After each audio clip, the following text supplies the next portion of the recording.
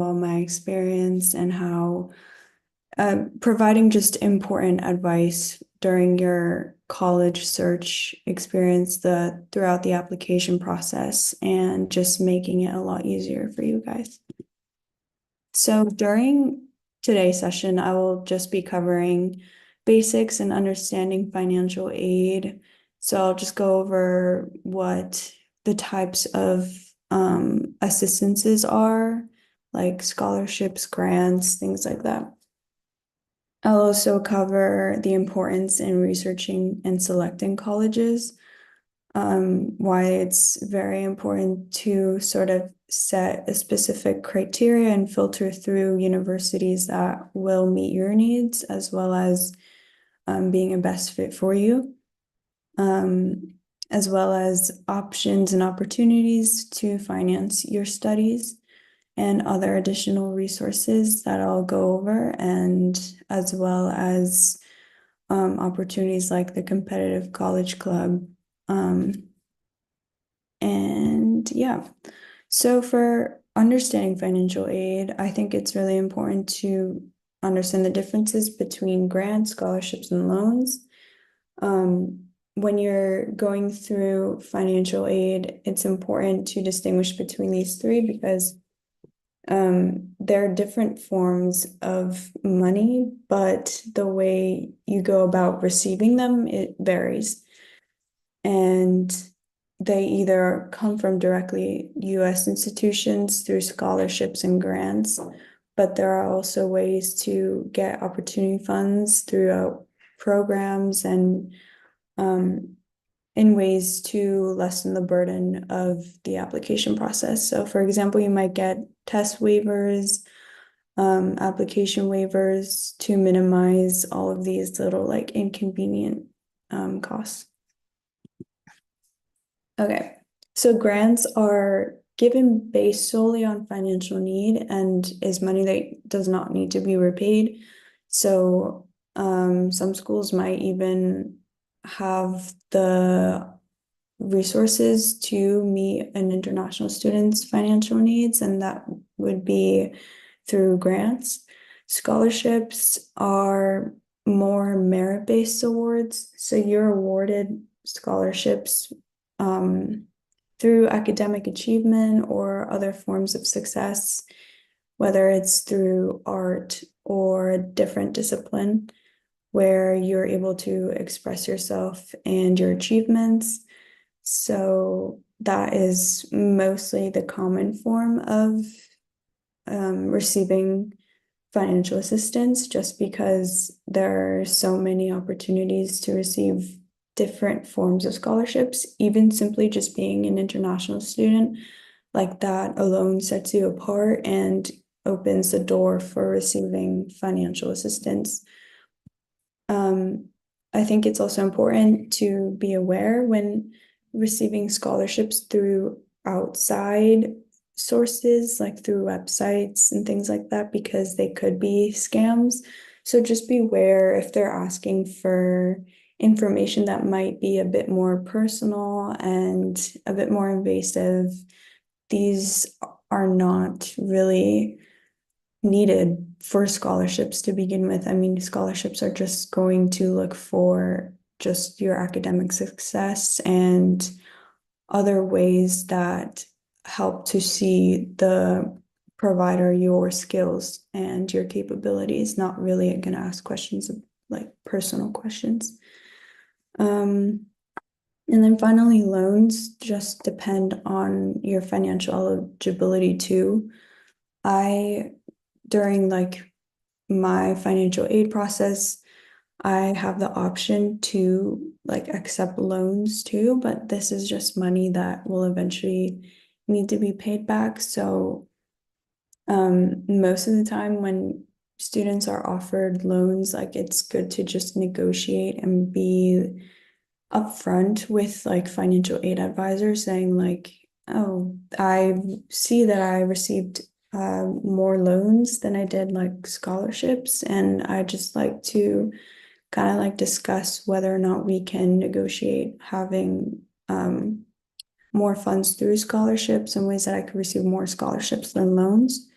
just because if you just aren't able to afford that money to begin with, it doesn't make sense to take out loans and then have to pay it back eventually. So yeah, prioritize scholarships and receiving grants. And further throughout this presentation, I'll explain how. And one of them is researching and selecting colleges. So prioritizing research and viewing your options is extremely important for your own success in achieving financial assistance. So when it comes to researching, you want to ask yourself like the critical questions, such as which colleges and universities will meet my financial needs? What are the applications and financial aid deadlines? As Victor had mentioned earlier, the earlier you get on completing these applications, getting the correct documents, and being ahead of the game will boost your chances in receiving the financial aid you need. We have a saying that the early bird gets the worm, and it's true because I remember when I went through the financial aid process, because I applied early decision, I got priority to getting earlier funds that students who apply later on or wait until late won't receive because they weren't at the door before. So it's really important, I think, to have that also be a priority. And also just ask yourself, like, how much coverage do I really need? How much money am I able to put in? If I have some money, it's like some savings saved up, what's the amount I'm able to contribute? And like setting a budget or like starting early on to see the cost for specific things like housing, food, and so on.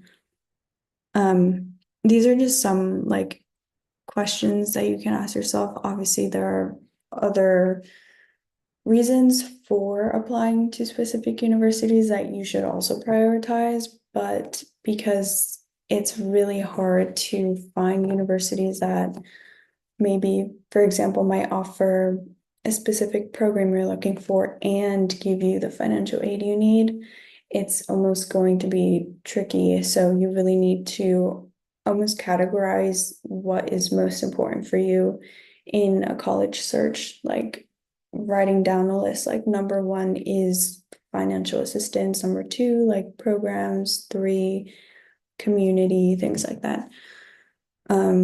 So being organized in that will really help. Also looking for schools with generous aid, and specifically for schools that will and have in their past just given a lot of assistance to international students. And you can just see that through like when you research a specific university, like what's on their front page, on their financial aid website, like do they even mention international students in their websites? Are they demonstrating that need and that desire for having international students in their universities? Like these are important things to look at because you don't want to be a part of a university that just really wouldn't prioritize you as a student body. So yeah.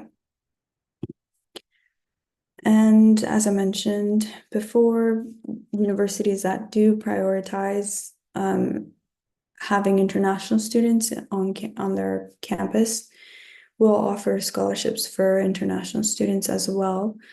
And because scholarships are merit-based, you want to even just stand out within the international student body. So like, because if there is a school that is trying to catch attention to a lot of international students, you can imagine so many international students will be competing for the same scholarship that you probably really want to. So learn how to prioritize things such as academic excellence and creating a strong resume, because your only identity for sure is not just being an international student. You are complex individuals with so much story to tell, so much experience, and you want to sort of like have that be your pedestal and the resources you need in order to stand out in front of a large group of other students who might have similar qualities to you. But I also do recommend as well just contacting Education USA advisors, looking for further opportunities like the competitive college club, which I'll go into further into this presentation. Like prioritizing these resources and taking advantage of open door opportunities like this will just give you a bit of a boost in being ahead of the game, because I come to realize like just culture in my high school and the types of students that don't make it in universities are the types of students who sort of just don't take advantage of the resources that are available to them. And those who just obviously like just don't have that desire in trying their best and pushing themselves and being in uncomfortable situations in order to get the success they deserve, to get awarded scholarships and all these grants and things like that. So yeah, take as many opportunities as you can. So yeah, I already talked about this, but Opportunity Fund Program is a great tool to get access to scholarships, assist in exams and admission-related costs. For those pursuing graduate degrees, like the Fulbright program, they offer a limited number of stipends for those pursuing degrees and research experience. So it all will sound like complicated, challenging work. It's not going to be easy because, again, it's a competition. You're trying to portray the best version of yourself that you can. But no, at the same time, if you're demonstrating your authentic self, the reasons and the desires and the dream that got you to this place, to this position, will stand out and shine brightly above anything else. So, yeah, just keep in mind that within competition, nothing else beats authenticity and being true to yourself. So this is where I will explain like ways for you to stand out and showing the best version of yourself as you can. So to create a compelling personal statement of yourself, begin with your academic accomplishments first, and how you might differ from the rest of your peers specific to that. Because what universities really, I guess, value and prioritize when it comes to admitting students is who will leave here being a very successful individual and who will use and apply the resources that we offer to like taking the fullest advantage of it as they can. So demonstrate that you are a motivated student, you are excelling academically, and you have that drive and that motivation that demonstrates through not just specifically academics too, but in other areas as well. So even just asking yourself the question, how can I contribute to a US university and benefit their community, can also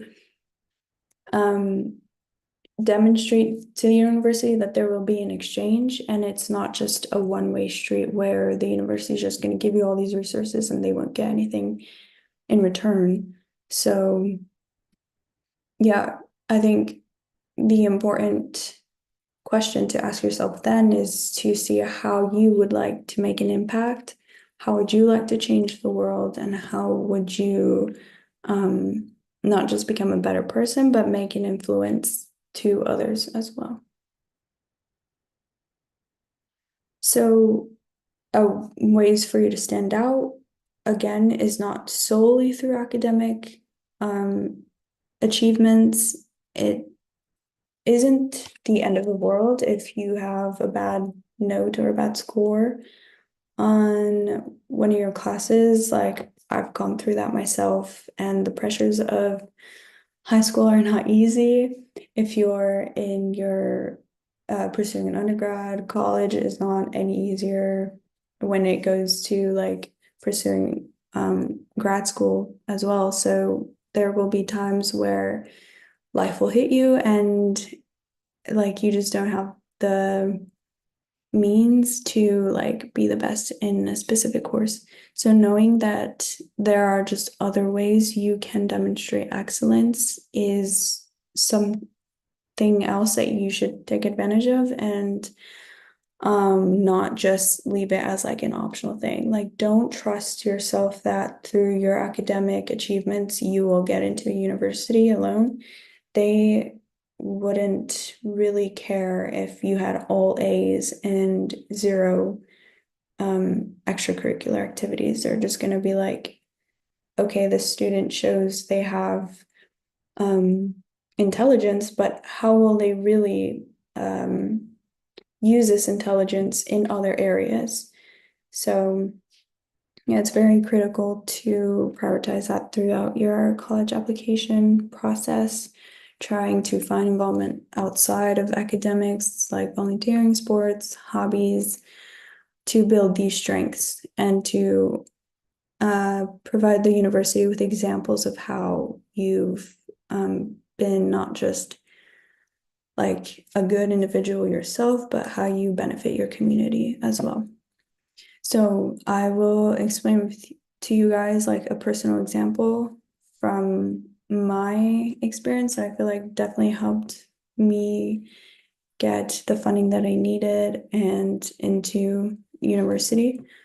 So I worked on this project with two other photographers, and I always had this desire to help and shed a light on the problem with homelessness, especially in the US. It's a big issue where everywhere you go, there are homeless shelters, there are just so much need for these people. And most of the time, when you think of a homeless person, it's not a very pretty picture. Like, you think of homelessness and you think of failure and you think of like all the ways in which you don't want to be. So I kind of used this idea to collaborate with photographers with the same mission that I had, to share stories of homeless people and spread awareness on this issue, and not just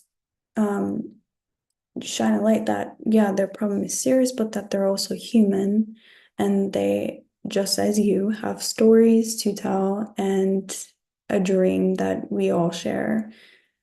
So I also like have this passion for art, and it is also why I wanted to pursue art in university as well. So this is a great example that I gave to Lehigh, my university, and showed to them like, this is ways that I can that I have made an impact in my community and not just use my own talents for my own good. So I created self-portrait drawings of homeless people through these photographers, and basically like shared this project with the university through the college application process. And yeah, it was like a way that I was able to demonstrate not that I had this talent, but I was able to use this talent and apply it for something good. As well as how else I got into Lehigh was researching again. And I knew that early on, my priority, like the list that I made, was that I needed a school that was able to fund as much money for me to pursue this education, like as much as possible. So I researched a bunch of universities that had a high reputation for meeting students' financial needs, and Lehigh came up as one of them. And so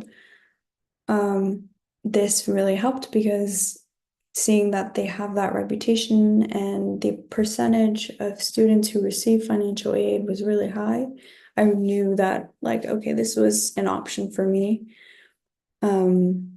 And also I wanted to study psychology, so when it came to the college essay, which is another important aspect of the college application process, I didn't just talk about reasons for wanting to study at Lehigh. I gave them a story, and this way it not only makes reading a college essay more interesting, but it again speaks on the authenticity that you have as a human, that you're able to like share that you can make a difference in the world. And for these two reasons, I think kind of leveraged my chances on getting into Lehigh, and not just getting into Lehigh alone, but for getting the assistance and financial aid that I needed. So yeah. What I think is also important is trying to connect with a university as much as possible, like making connections prior to attending the university. I didn't just know that Lehigh offered good assistance through just researching on Google, but I talked to different alum and students who were already there. Lehigh like has lots of platforms for you to connect with students, and I talked to them like, oh, how good of a financial aid package did you receive when you got into Lehigh? Or like, how well is the financial aid there? And even just talking to the Office of Financial Aid to like ask questions and get your name in their system so that they know like this student is very interested and we'd like to help them as well with their questions too. So yeah, another way that I looked into making connections was seeing the types of programs that Lehigh offered. So I identify as a first generation student, meaning that my parents did not receive any higher education. So I was the first in my family to go to university. And usually for students who have share the same identity, you normally get scholarships just for being first gen. So I talked to the first gen office on campus and I asked them like, oh, is it possible that there are certain scholarships just for me being a first generation student? And this can also apply when for you guys being international students, seeing if universities have an international club or office on campus and talking to whoever the head or the director of that office is and asking questions and being as open to connecting with these people as much as possible, because honestly, relying on people is one of the best ways for you to get into like access to assistance that you didn't even know was there just through like researching alone. So yeah, I'd recommend this highly. So just I think a bit of recap and conclusions about all that I've talked about is to overall be proactive, and staying active means that you will have this motivation to build more experiences and be able to highlight these achievements so that universities can see what great students you are. Researching and gaining information is very important. So yeah, taking advantage of like Google and like researching as much as you can about a university and creating connections to communicate with schools. building your resume means not just trying to show yourself off, but how you can curate your resume to be the best fit for US institutions. And it doesn't just mean simply through a resume alone, it means through extracurricular activities, letters of recommendation, the types of people who are in your support system to recommend you for these institutions, and also just gathering the necessary documents you need to apply. And yeah, if like there are any questions, doubts, and concerns that you have, like I've mentioned, I think many times already, taking advantage of the opportunities you have, like contacting Education USA offices and talking to advisors will give you that upper hand and leverage that you might feel maybe like taking too much time, but honestly, time is of essence, and you need as much time to dedicate for being a successful individual in the application process. So now I'll discuss with you guys about Competitive College Club in Belarus. It is an online program developed for undergraduate students to join. It is free of charge. So again, it's an open door for any student who is willing to put in the work and has that desire to fulfill their dream. They offer assistance in college preparation all throughout the college application process. You will have the opportunity to discuss with virtual American interns like myself. And for some of you who have had that opportunity, I hope that you can say like it's a very critical resource to have, because speaking to students who are already experienced that process is helpful just to alleviate a little bit of that pressure, and speak with people who have had that experience. And you'll also work directly with advisors who are professionals. They know what they're doing and can offer you so much advice on the best ways to go about applying for universities. So if you're interested, refer all of your inquiries to this email that is on the slide, belaruseducationusa.org. And then there is also the Graduate Students Advising Program. This is a 5-month cycle program with rolling admission. So they're taking in anyone free of charge again. It's always a plus. They offer free platforms for test preparations. They cover important information on application process and financial aid. Again, they have Duolingo test services. They offer these services for free so that you don't have to like do it on your own terms, but you have that assistance. And again, more details will be in Education USA Belarus. So I have completed all of the content that I think I have for you guys. So I will dedicate this time for questions that you guys might have for me. It can be from what I talked about or any other